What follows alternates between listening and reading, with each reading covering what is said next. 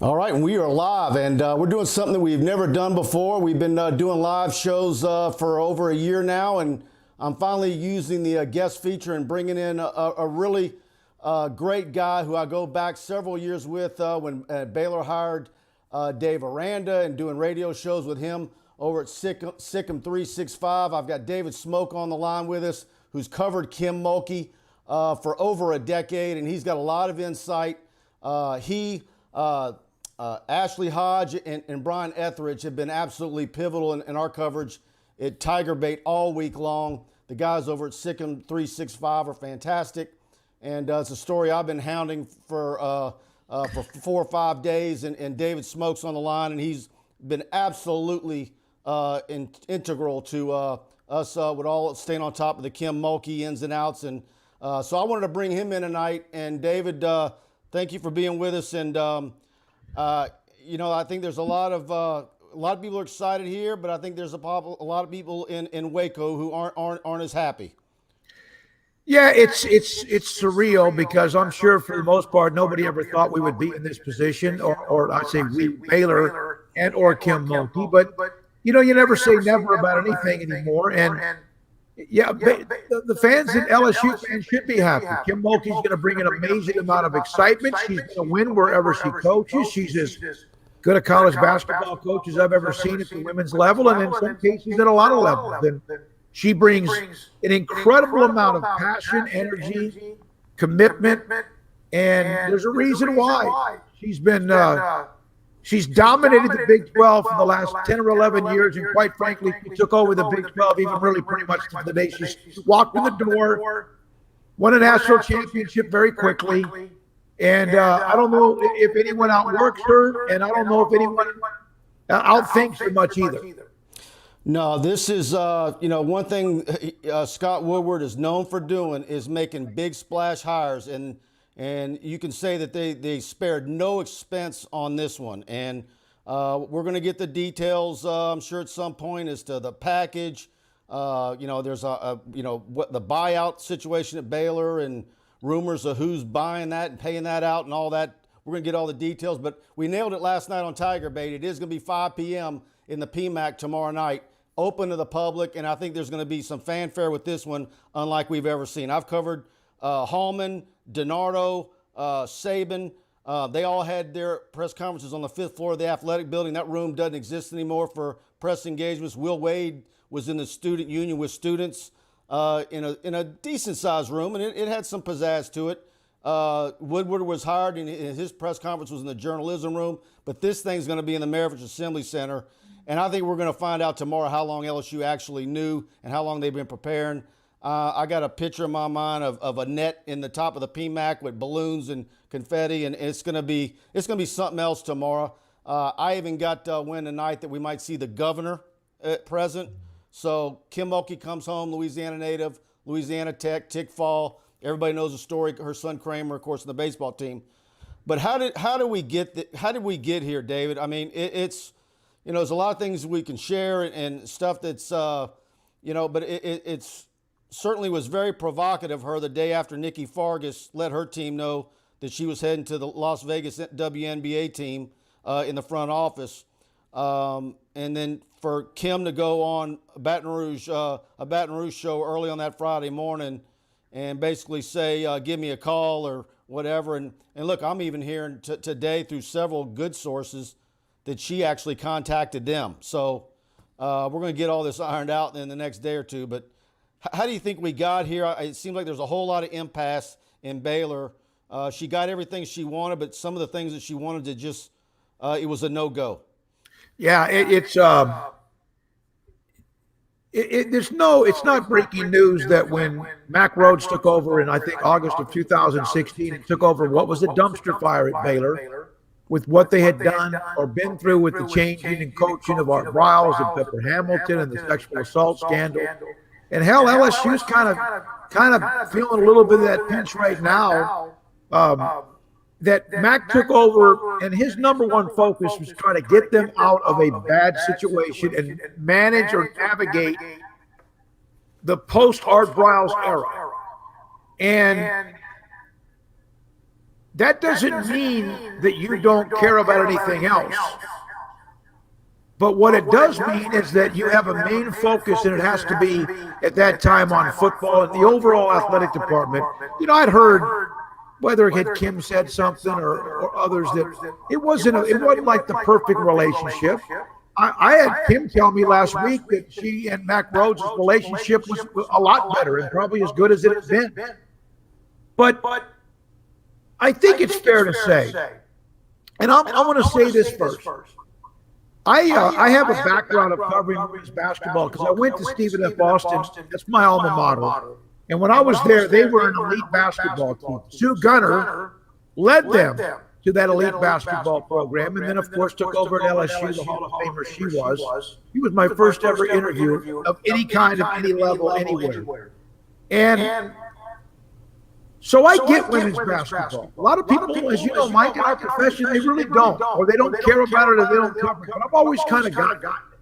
So I get to Baylor, and I get a chance to interview her, get to know her, go to some press conferences. But I think she knew that I understood the history of women's basketball, at least.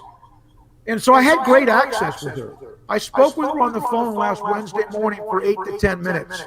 We were supposed to have an interview last week, but she didn't feel comfortable doing the interview because she knew that because I have to, I was going to ask her about LSU, and I don't think she didn't feel comfortable about it. I think maybe at the time, I don't know if this was the word she used, but she goes, I just don't want to kind of have to discuss gossip. Kim Mulkey's always been incredibly loyal to me. As far as a year or 13 months ago, our station we used to work at, we had a lot of us were gone. COVID coming and all that. He was one of the first to call me. We've done one-on-ones. We've had emotional one-on-ones. We've talked about a lot of things Baylor's been through, a lot of things she's been through.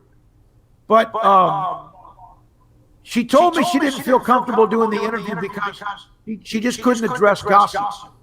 And I was honest on that show that day.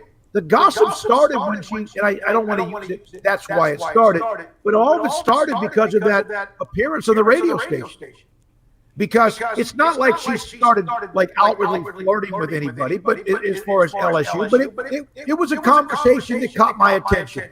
And what she says in Baton Rouge is going to be heard in Waco. What she says in Waco is going to be heard in, Bristol, Connecticut. No, Dave, Bristol can be heard in LA. Dave, real quick, I don't want to cut you off. Are you using your laptop, or are you if you can hit the volume down button a little bit? Oh, I see what you're saying. You were getting a little bit of an echo.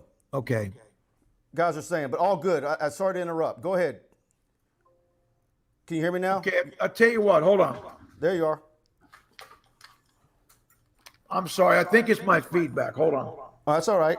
I don't know if it screwed this up or not. You're giving us superb material. Here we go. How about now? Enjoy it. I can hear you great. How about now?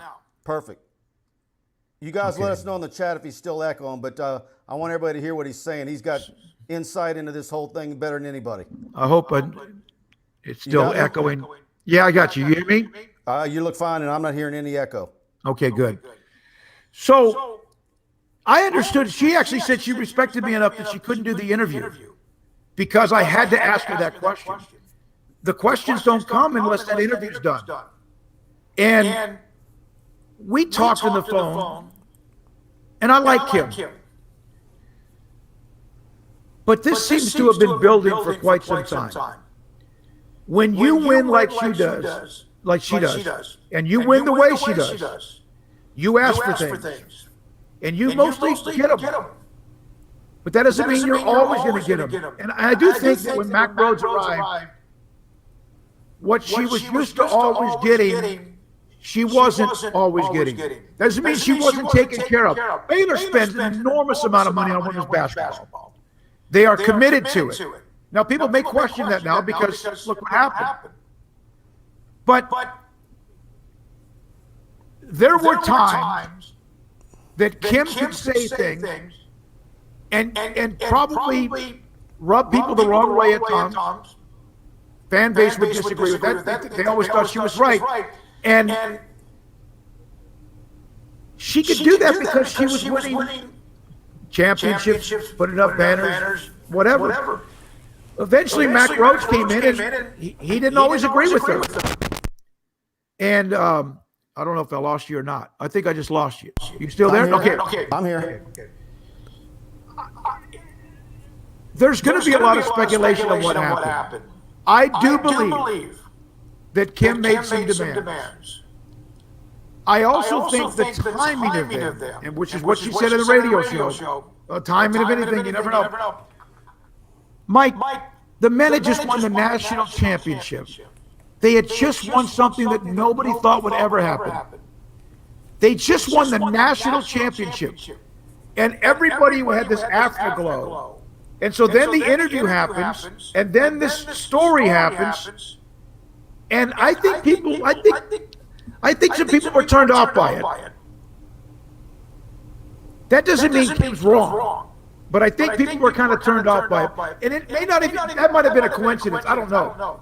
But you have this afterglow, and then she's in the newspaper talking about the arena. This is supposed to be a good thing. Said she wanted it on campus. Okay. Others may want it right across the highway. There could be tax abatement. There could be like a lot of ways to make this happen. State-of-the-art facility that would take Baylor to another level.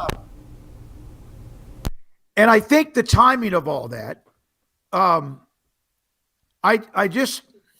lost you there for a second. No, I'm here. I'm muting my audio so there's no echo. Okay, I'm sorry. Go ahead.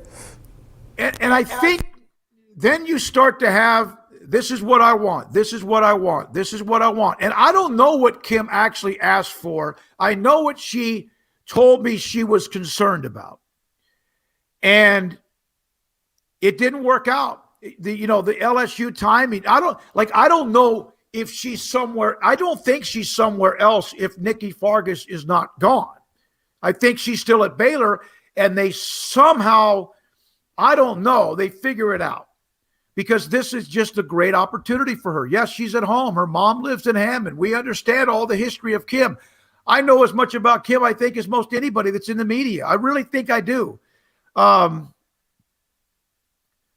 So you have the interview. You have the opening at LSU. You have what are maybe some demands, and, everyone's going to say whatever they want. She made comments in the paper about where she wants the arena. I'm not saying that it would have been awesome if they could have found a way to build it on campus. But when you have people putting up money and you have an opportunity for what could be a $50 or $60 million tax abatement to make this happen even more so, I think it rubbed people the wrong way. Hold on. You will learn, and she will have it at LSU, and she has it. The first game she plays next year, I'm sure there'll be a huge crowd. She demands that because of what she's done. There will be I would think, people at that game that are Baylor Lady Bears fans wearing LSU colors. That's the kind of, I've called it, and don't take this wrong, but I've kind of like the cult type army of Lady Bears fans. But she's built that over these years, 21 years, all this stuff. It's almost like they worship her in Waco, the fan base. That doesn't mean some of them weren't at times a little bit bothered by what she did or what she said or whatever. That doesn't mean that when they didn't win 4 or 5 years in a row, they didn't get to the Final Four after the 40-0 year, that there weren't some people grumbling. But she had so much she had accomplished. And, this is really it's a really weird day. It really is a weird day. There are some, I would be wrong to not say this. There are some people relieved. There are some people that said, hey, God bless you for 21 years, all of what you brought to the table. And one thing, I wasn't here when she got here. I knew her. I was at Stephen F. Austin, just had finished school when she became the point guard for Sonia Hogue and Leon Barmore, and the history there. So I've known her since the pig, whatever you want, the pigtails or whatever. Her legacy is not just what she's done with the winning, Mike. Her legacy is what she did at Baylor when no one believed they could win. Tennis had won a national title in 2004. Yes. Okay, that's great. She wins it at 05. She brought Baylor pride when they had none. They had just come off another scandal, the first one, the Bliss scandal. They kept winning. She helped them kind of, in a way, get through part of what happened with Art Browse and the football staff. Her legacy was she gave Baylor a standard of what can be accomplished, and that was what the men's basketball team chased for a long time, teased with it, but finally this year got to it. It's what football probably never dreamed they could do, and then they win back-to-back Big 12 titles. And then 2 years ago, even then with Matt Rule, you know, they're playing for a Big 12 championship. But all of that standard was set by her. But even with all of that, that doesn't mean that there can't be some attrition, some wear and tear, and even sometimes, okay, how much more can we do? There is no question in my mind that Baylor University is completely committed and has been to women's basketball. The timing of LSU opening, perhaps the timing of the arena being announced, wanting to break ground in 12 to 18 months, and then maybe at times not getting exactly what you want. It just seemed like it might have been the perfect storm. Could it have been prevented? Sure. Let's not kid ourselves. There are egos involved as well. And that's something that I think was a part of this too. Well, you know, you bring up the army of the Kim Mulkey army, or whatever word you're going to use. It's a term of endearment. But what I notice is, or what I've been telling people, and after talking to you guys, and I've learned a lot about the goings on at Waco and got a pretty good feel of it. And it's hard not to feel sorry for those fans because they're loyal. They go to all the road games. They go all over the place, and they've supported her to the hilt all these years. And I've tried to relate to some LSU fans where it's like, this would be the equivalent if Skip Bertman won 5 national championships and he still had a decade or so left in the tank. And he's sitting there with on the table the new plans for the new Alex Box Stadium, yet he went and left for the University of Texas or wherever, University of Miami, if you want to say. And so I get it. You know, we've kind of been hearing the rumors about wanting to have the court named after the new arena, and her not wanting it on that plot of land. Of course, they're getting, like you said, $50 to $60 million from the city, which they can serve alcohol in. If it's on campus, you can't. I guess only in the suites. But, you know, all that. But the timing is everything. And I think because it worked out the way she was and the way it is and the egos and so forth going on in Waco, that Scott Woodward capitalized on it. There's no doubt. And he's in need of somebody, and it just worked out some way because I think Nikki Fargas was going to have 1 year left. And had she not, you know, left for Vegas, she would have played out her another year, and then he'd be doing a search next year. So I think, you know, you can say whether there was an impasse and she wanted things that she was never going to get, or maybe that was window dressing and there was other things. We were told that because she had 15 years in the state of Louisiana system, that she only needs 5 more years at LSU to get the full 20-year retirement with the state of Louisiana, which gives her the last 3 the last highest years of your salary is what you get, and it's a really great plan according to people I see. But I mean, she makes over $2 million, and then with incentives gets close to $3 million, and I'm sure that's going to be the same. So, but when we look at what she's going to do and how long it's going to take, and who might come with her. Of course, you got a senior guard that gets a free year from Destrehan. You know, I think there's upset fans, but I think they're really going to get upset if you're going to have a bunch of players enter the transfer portal and join her in Baton Rouge. Well, I've done some work, and by the way, I think I canceled that echo, Mike, so you can leave your mic. I think that's okay. You got me now? Yeah, I do. Okay. So, Moon Ursons, who you talked about from Destrehan, love her. Great story. Incredible player, very athletic. For anyone that's old enough, there was a player back when I was in college named Pam Crawford. She eventually went to Louisiana Tech after being at Stephen F. Austin. Moon Urson's very similar to her. They'll love her. She's going to be able to go to nursing school at LSU. They'll love her. Now, of the players on the roster, they have a transfer from Texas Tech. Yeah, I think we're echoing again. Yeah, I'm going to go ahead. I'm going to mute. You go ahead and talk. All right. You have the transfer from Texas Tech, Chrislyn Carr. You have a transfer from UCLA, Jaden Owens, and a transfer from Penn State, Kamaria McDaniel. I'm being told by those who I was able to kind of ask somebody that I know that handles NCAA rules that those three can transfer, but they would have to sit out a year. They can also, if they transfer to a school, that school can, of course, ask for a waiver. No different than Baylor's going to do with a guard from Arizona that's committed to them that wants to transfer to Baylor, but he has to ask for a transfer. It happens all the time. So those three could be a little bit, on what happens. I do know this, that this evening Kim contacted, along with Satia Messer, who I would think is going to be her right-hand person at LSU, a tremendous recruiter, a great player at Arkansas, that they contacted Jordan Lewis. She's the one that last week committed to Baylor. I had her on my show. She has 1 year left. She's a dynamic player. You guys would have seen her when Alabama played LSU or anybody else.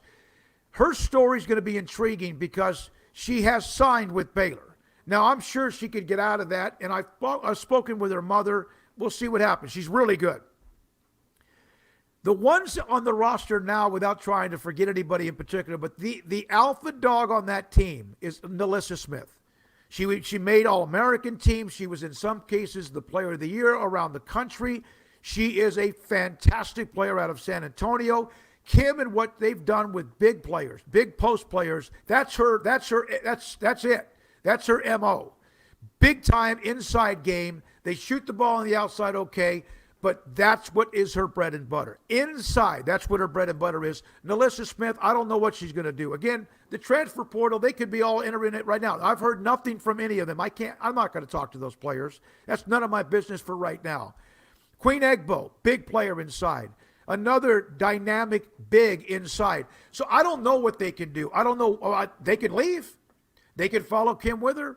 I'm sure that there's going to be, I would think, that's going to be a part. Nalissa Smith earlier today tweeted out that sometimes one day can make a change for your life forever. Yeah, it could be. And I know Baylor fans are like, oh my God, we're going to possibly lose Nalissa Smith and Queen Egbo and whoever else. And maybe they do. Or Sarah Andrews, the freshman guard, who's an All-American, McDonald's All-American. Maybe they do.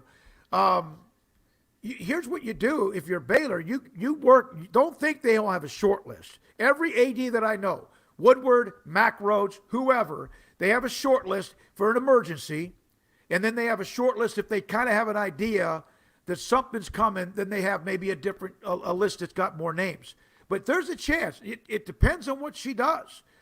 They didn't probably, you want to think they come to Baylor. It's just like what they do. They go to LSU to play for a coach. Not everybody, but most of them. And most of the players came to Baylor to play for a Hall of Fame coach who's won 3 national titles. So there's the possibility they could absolutely load up their roster. Now, the ones that have already transferred that I mentioned would need to seek a waiver. I think Jordan Lewis might not need a waiver because she is not yet enrolled on campus, although she signed with Baylor. I don't know that. She's a really good player. There's only one incoming player from high school, Mike, and it's Miriam Dowda, big, tall girl out of Bentonville, Arkansas. As of this evening, she had not yet heard from Kim Mulkey. I'm sure she has now. I don't know what her status would be. So there's plenty of play. LSU's got, they got a pretty good load coming in, and I think they picked up a couple of players in the transfer portal as well with Coach Fargas as well. Here's the thing. I think Kim Mulkey can win anywhere. I think because LSU is LSU, even if they haven't been really that good in women's basketball, and I know about the years of Sue Gunner. I know about the years of Pokey Chapman. I know about Sylvia Fowles and how great they were back then as well. So I know it because of the long time I've covered it. She can win anywhere. And she will bring an unmatched passion. And I asked her this question last week. I can share this.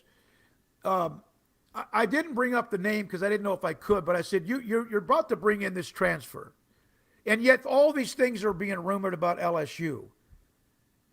That, the common person, normal, you have to ask the question, if you're leaving, why would you bring in this really dynamic player from Alabama? And I will tell you what she said to me.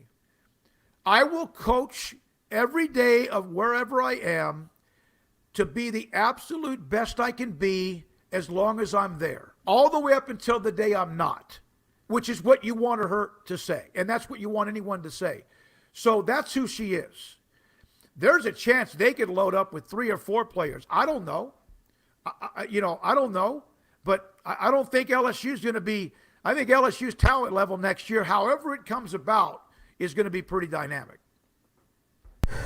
Look, your SicEm365 is the preeminent Baylor site in that market, and y'all have got a great fan base. Y'all do a great job there. Your message board has obviously been blown up for the last week. I saw one of your threads. It was, I don't know how many pages long, debating the Kim Mulkey thing. But now that this is broke, I don't know if you've had a chance. I know you were saying you were going to golf earlier today. If you had a chance to glance at the message board and get a pulse for what's out there, and do you have some of those football head guys debating the lady basketball fans and the Mulkey's army?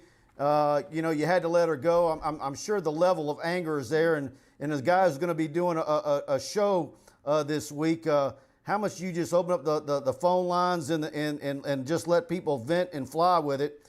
And by the way, we've already been hearing today that the coach at Georgia is possibly somebody that Baylor might be looking at.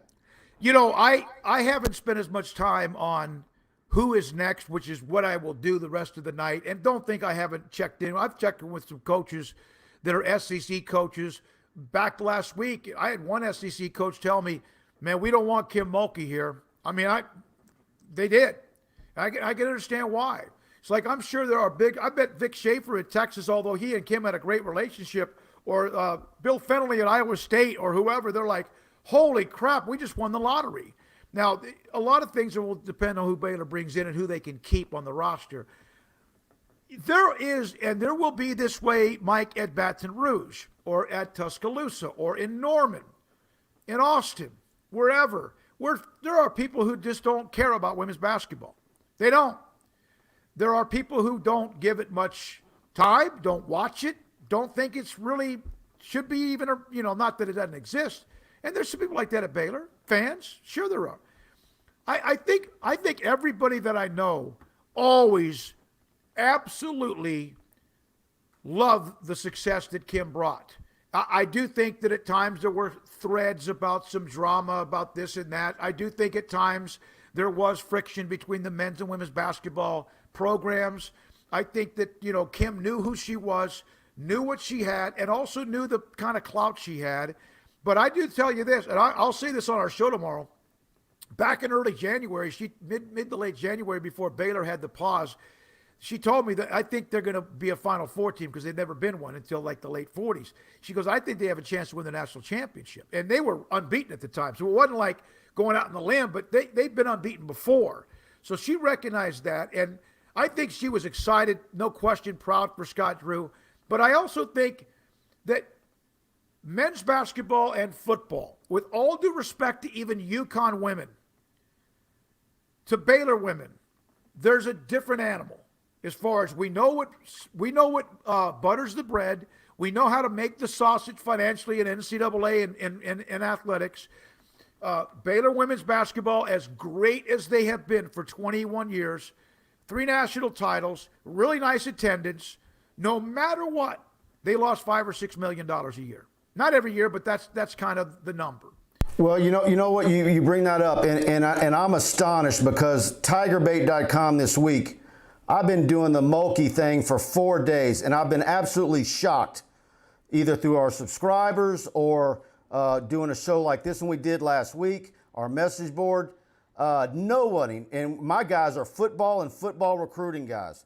None of those guys have been like, Mike, what's with all the women's basketball coverage? The whole front page of TigerBait right now is Kim Mulkey. And why is that? Because they know what a big deal this is at LSU. And secondly, we've seen it repeatedly at LSU. It's always been a field of dreams deal. If you build it, they will come. We know what the baseball program was before Skip Bertman. It was a wreck and a disaster. There was no softball program. Yvette Gerard and now Beth Torina in a brand new stadium. Gymnastics is now packing the PMAC. If you have a good product on the court, LSU fans are going to go to it and support it just because it's successful and they want to support you. If you're, it's to help those who want to help themselves, and LSU fans have always done that. So I think, you were talking about the losses, and that was one of the things we were debating last week on the show. I'm like, look, we know what the amount is that LSU loses in basketball, and we know what Baylor was supposedly over 6, LSU's over 4, and you're gonna pay much more for Mulkey, and you're gonna have to do this and that. But I think with what you're going to be able to charge more for tickets, you're going to have more people in the stands, you're going to sell more groceries in the concession stand. So maybe at the end of the day, at the end of the year when you're running the numbers, the losses are going to be what they've been every other year because it comes out in the wash. But I do think the fans are going to go. They're going to be fired up. This deal tomorrow is going to be a pep rally. And there's a little bit of Mulkey fever, I think. And it's been contagious all over Facebook, Twitter, our TigerBait premium message board, buddies of mine who do shows. I mean, Mulkey, it's been, bottom line, I've been surprised by the guys who were like, that haven't poo-pooed it and just said, boy, this truly is a big deal, and they get it. Yeah, Mike, I'll tell you this. Our website, I mean, this is 2 weeks after the men won a national title. This is in the pinned part of our premium section. More women's basketball rumors. They just had a decommitment from a star guard that was a Kim Mulkey commit. That doesn't mean she's going to go to LSU. She could end up at UConn. She might end up at Baylor. We don't know. Quotes from Nina Davis and Dee Dee Richards, who played at Kim. Those are from me. As of 5:15, Alabama transfer. Next coach up for women's basketball. Transfer rules on Carr, McDaniel, and Owens, which one I went over. My phone call, Lady Bears class of 2021 signing Miriam Dowda. Those are the first 5 or 6 titles. The first 5 or 6 titles on the premium section 2 weeks after Baylor wins the national championship. And hey, listen, she will stir the drink. She will move the needle. She demands it. She brings the enthusiasm and the electricity. You mentioned the governor. I'll tell you another thing. We have a text line like you have right now. There's some comments on the right hand side, and we appreciate whoever's listening, obviously, or watching. We have a text line. There was a stream of about 3 or 4 like bang, bang, bang, bang texts from 225 area code at the end of our show on Friday. I wonder where that is, right? Because they're excited, and they should be. She is going to win there. She's going to bring in energy. Now, again, I don't know if it happens overnight. I think because of the transfer portal, anything can happen overnight. It can. And not only that, she's there early enough to get her hands dirty as far as getting, understanding everything. Not that she hadn't already done her due diligence. And they have time to kind of put together whatever class is coming in by the transfers, work with who's already there, make some decisions this summer, and then be ready for when they start working out, obviously sometime in the fall. She's going to bring some energy, no question. Well, my phone is blown up, the text messages. I was able to push away last night and actually go to a venue and watch some live bands. People saw me and wanted to come up and ask me about Mulkey. I'm telling you, my phone has gotten texts from football guys.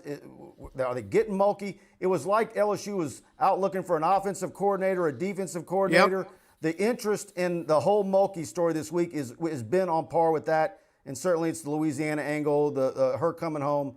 But anything else you want to add? And again, I really want to give a lot of kudos to you guys at SicEm365. You, Ashley, and Brian have been just absolutely gems for me all week in chasing this story, and have enjoyed interacting with y'all. And but anything you want to add? Well, I just saw this from one of the comments on your page. I don't watch any women's sports, but I'm excited about this. I think there's a lot of people that normally would not watch women's basketball at Baylor or follow it or even know it existed if it wasn't for the fact they had been so, people love winners. People love winning. Winning heals. And I'm not, Dave, Mike, you and I have talked about this. LSU has had some dark clouds. Kim Mulkey took over at Baylor right about the time they had as dark a cloud as you could have, and through what they had in football. And we know what the football programs dealt with.